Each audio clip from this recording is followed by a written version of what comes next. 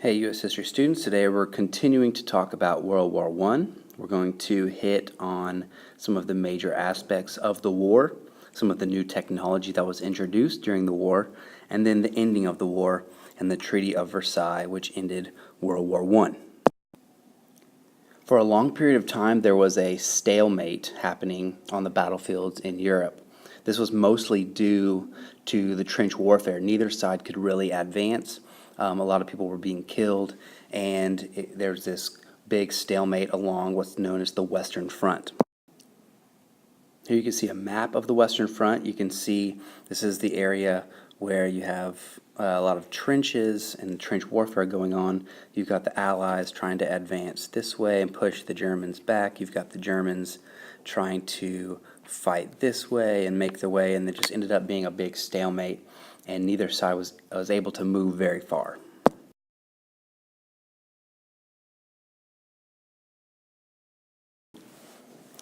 Once America starts joining the fight in World War I, we start to see kind of a break in the stalemate. So we have 2.5 years of fighting. The Allied forces are exhausted, and then the Americans come and they start to join in once we join the war in 1917. One of the main contributions that the Americans gave the Allied war effort is fresh legs, fresh troops, enthusiastic, ready to go.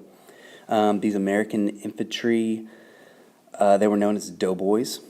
This nickname, a lot of historians believe it goes back to the Mexican-American War from back in 1846, when the American soldiers were walking through the different parts of southwest United States and Mexico, and they were kicking up a lot of dust and were covered in dust, white chalky dust.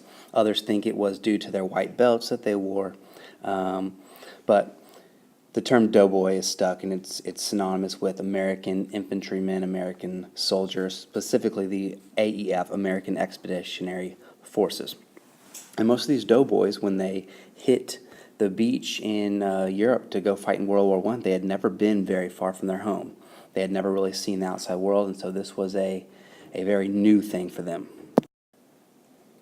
The major fighting force that the United States sends to Europe to help in World War I is known as the AEF, the American Expeditionary Forces, and they're mainly sent to the Western Front in France, and their leader is General John J. Pershing. And so they fight alongside the British and the French during 1917 and 1918. That brings us to this guy, John J. Pershing. He's important because obviously he's the commander of the AEF, and he's important because he keeps the American troops together. So the British and the French, they wanted the Americans to kind of fill in their gaps and join them under French officers or British officers. But Pershing says, no, we're going to keep Americans together, and they're going to be led by Americans in groups of Americans. And so that's one contribution of Pershing. In the late spring of 1917, the Germans are making their way into France. They're pushing towards Paris. They're within 50 miles of the capital of Paris. And so it's a crucial time that the Americans get involved in this war. And so Americans land, they start fighting, and they immediately play a huge role in pushing back the Germans. So in July and August, there's a huge battle going on. As the Germans are trying to advance, the Americans are helping the French to hold the line and push the Germans back. So the Americans really helped the Allies push the Germans back during the summer months of 1917. And so now that the Germans are being pushed back, we've got the Battle of Argonne Forest is another crucial battle and event in World War I. So this takes place from September through November. So the Germans are being pushed back. It's also called the Meuse-Argonne Offensive. And basically this is the kind of the last effort of the Allies to push back the Germans, and it stretches along the whole entire part of the Western Front, and it's the Americans and the Allies pushing back the Germans, making sure that they don't advance, and helping to push them back into Germany. So the goal of the Battle of Argonne Forest is to capture an important railroad station to try to cut off the Germans from their army in France and make them retreat. And so they were able to do that. They were able to push the Germans back. And because of the Allied victory, most historians believe this is what helped speedily push along the end of the war. So the end of the war comes right after this battle, and the Germans surrender. One of the heroes of the Battle of Argonne Forest is Sergeant Alvin York, and he was initially a guy from Tennessee. He was a blacksmith, and at first he was what's called a conscientious objector. That means that he didn't feel like it was morally right to go fight, and so he objected to fight and he wouldn't go fight. But eventually he changed his mind and he found it acceptable, and he went off to war as a doughboy and was fighting in the Battle of Argonne Forest. And he's known because during this battle, on October 18th of 1918, he had a rifle and a revolver, and he killed 25 Germans and captured 132 prisoners. And so when he returned home, he was promoted to sergeant. He was an American hero, and he got the Medal of Honor because of his attack on a German machine gun nest, and because he saved his fellow soldiers, and because he killed so many Germans basically by himself. So it became Alvin York, an American hero, World War I, Battle of Argonne Forest. So now that Germany is being pushed back, they're being pushed back to Germany from France, from the Western Front. Their ally, the Ottoman Empire, they surrender October 31, 1918. Austria-Hungary surrenders on November 3rd, and Germany is left to fight on their own, but they're too exhausted to continue, and so Germany ends up surrendering on the 11th hour at the 11th day of the 11th month of 1918, and they signed a truce which ended the fighting of the Great War. Now we're going to talk about some of the major technological innovations that came out of World War I and that were first used during World War I. The first one is the machine gun. This is important, an important new technology. It's relatively new in World War I. It had a lot of issues. It got too hot, but it was really important because it led to the stalemate on the Western Front, because you couldn't cross any territory without a machine gun shooting at you. And so it made it very difficult to gain ground and made it very easy to defend ground.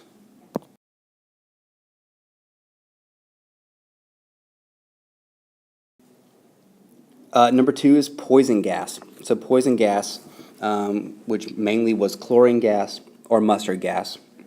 A lot of this was used in trench warfare. It was thrown into trenches to force the opposing side to evacuate their trench so that they would have to come up and you would be able to shoot them. Or it would be used to create a smoke screen. If you had gas masks, you could set up a smoke screen, run through it, and then do kind of like an attack where they couldn't see you coming. And so machine guns, poison gas.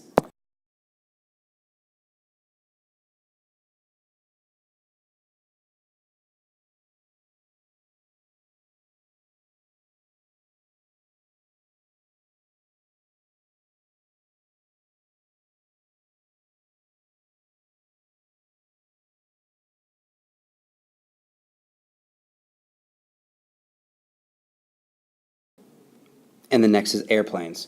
So airplanes, at the very beginning of the war, they didn't really have the capability to fight or to shoot or any of that kind of stuff, and they were mainly used as spotters. So you had trench warfare going on, you had the planes flying up above, kind of doing reconnaissance missions, finding out where the enemy was. Most planes were unarmed. They didn't have machine guns on them or anything like that, but the pilots would carry handheld weapons, so they weren't really effective at shooting each other down or shooting targets on the ground, but they were mainly targets. Later, towards the end of the war, larger planes were created that were able to bomb the enemy, but this was much later in the war. And fourth, we have tanks. So tanks were introduced in World War I, but they were very unreliable, and they weren't very effective because it was hard for them to cross the terrain. And so they were used to some effect, and they did help to try to ease the Western Front. It did give the two sides some mobility to go back and forth because they could cross over certain areas without getting shot down by a machine gun nest or something like that. So it did give some mobility and did allow for the moving of the front lines somewhat during World War I. Tanks aren't going to become super effective until World War II, though. And the fifth piece of technology is going to be the trench warfare. So people dug in trenches This mainly happened along the Western Front between France and Germany. And basically, it's where you kind of build a trench, and in between the two trenches is called no man's land. It's very hard to cross the area because both sides have machine guns set up, pointed at no man's land, where you can't really make a move. It's very good for defense and not allowing the other side to move towards you, but it's very hard to play offense in trench warfare because you get shot down so easily. It's very easy to play defense. Here's a little map of what trench warfare would look like. So you've got a bunch of trenches back here.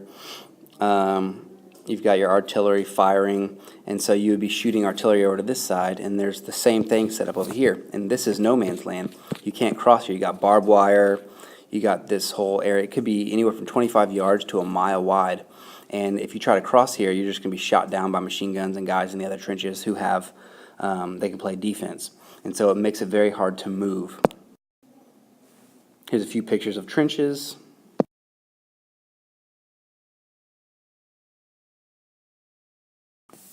So the impact of these technological innovations is basically it led to a stalemate. Neither side could move.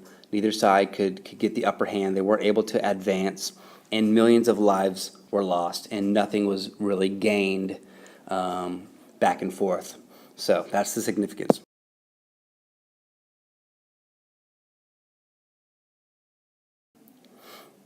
So we talked about the war ended November 11th of 1918. Here's the Chicago Tribune, the Great War ends, and now we're going to talk about some things that happened after the war. So if you remember, while the war is still going on, Wilson brings up his 14 points. So Wilson's 14 points are the things that he wanted to create after the war to make sure that no wars happen in the future. Remember, he called World War I the war to end all wars. So he lays out his 14 points of what he wants to see happen. So Wilson brings his 14 points to the treaty table, and he starts talking with the other allies about his 14 points and what he wants to do. Well, the other nations, they reject most of his stuff. And he gives up on a lot of them in order to get what he really wanted, his main thing, which is the League of Nations. And so he gives up most of his first 13, but he stays true to his 14th point, which is to create that body that's going to try to keep peace in the world, the League of Nations. And so the Treaty of Versailles is created and signed in June of 1919. So the leaders and the allies and the leaders of the defeated nations, they come together in Versailles and they sign this treaty. And the Treaty of Versailles did several important things. So it created some new nations, gave independence to some new peoples, Poland, Czechoslovakia, Yugoslavia. It broke up the Austro-Hungarian Empire and broke up the Ottoman Empire. And then it forced Germany, or barred them from maintaining an army, so they couldn't build up their military. They could only keep a small peacekeeping force. And then it put the blame for the war onto Germany and forced them to repay all of the war debt, all of the money that the Allies had spent on fighting the war. It forced Germany to repay that money to them because they say, hey, Germany, it's your fault that this war happened, and so you got to pay us back. So they were forced to repay $33 billion in reparations to the Allies.